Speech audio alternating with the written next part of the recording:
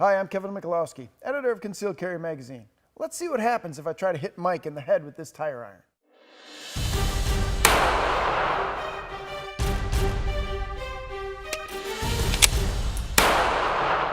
In this edition of Into the Fray, we'll talk about the basic movements of self-defense with a knife. I'm here with Mike Janish again from Marshall Blade Concepts. Thanks. Mike, it's a real tire iron.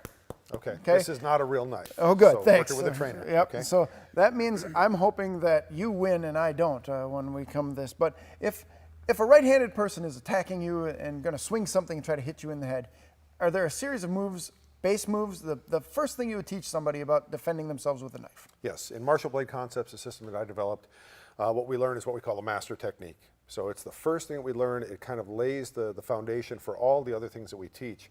But it starts with one of the most common attacks you might run into, which is what we call an angle one, which is that high forehand attack, attacking the upper left-hand portion of my body. Okay. It doesn't really matter what it is. Here we've got a tire iron. It could easily be you armed with a knife attacking me. It could be you with a rock, a brick. Doesn't really matter what it is. We just consider any attack coming to my upper left to be the same thing, an angle one attack. Okay, and that's basically because most people are right-handed. We're coming, you know, that big overhand punch or swing or something. Right-handed like that, people attacking the head and neck, vulnerable areas of the body, and using gross motor skills, which most people, when they're in that homicidal rage, that's what's going to come out. It's not going to be a lot of finesse movement or anything else. So what we want to look at is basically building the technique. I want to have, first of all, my knife out in front. Okay. The reason for that is a lot of knife fighting systems will have the knife back here, especially military systems.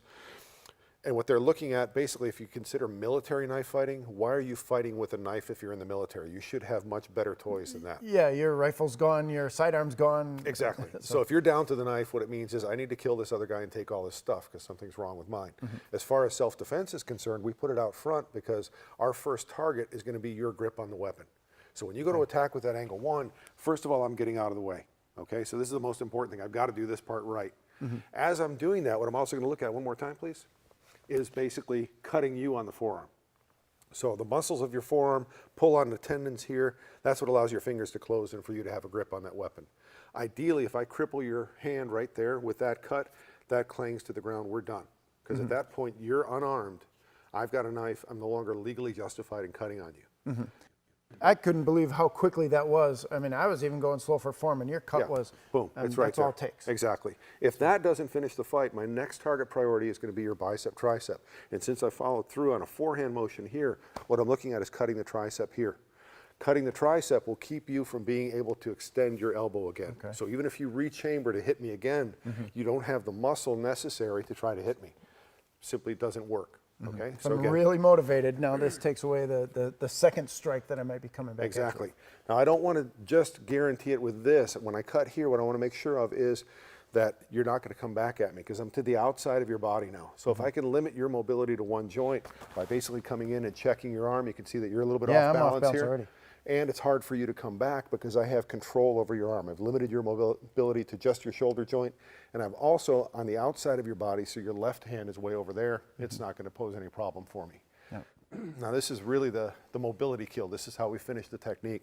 So from this follow through here, what I do is I would actually be thrusting into the inside of the leg, turning while the blade is in the flesh, and essentially applying downward pressure, cutting through the quadricep. And I've lost my will to fight at that point, even if I had any ability.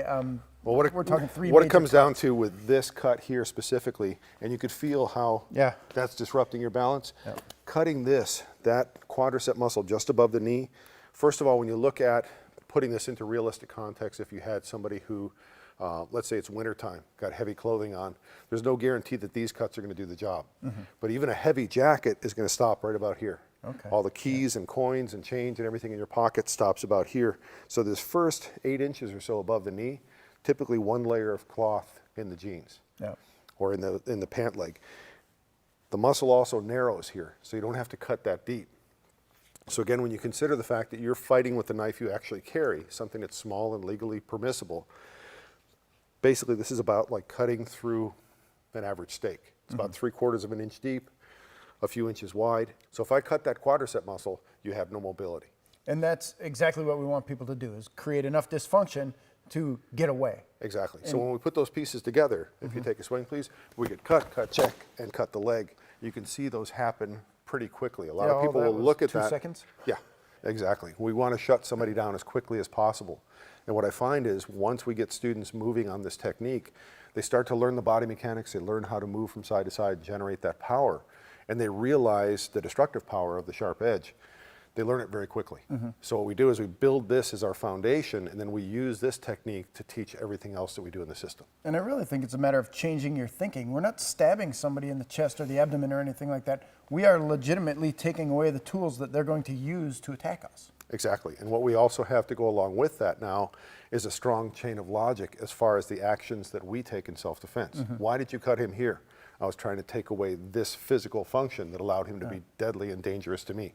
Why'd you cut him here? Same thing. And you could literally have that logic that explains this would take away his grip, this takes away coordinated motion of the arm, that takes away his mobility. At that point, I can create distance and create safety. Very easy to articulate what you're doing and why you're doing it.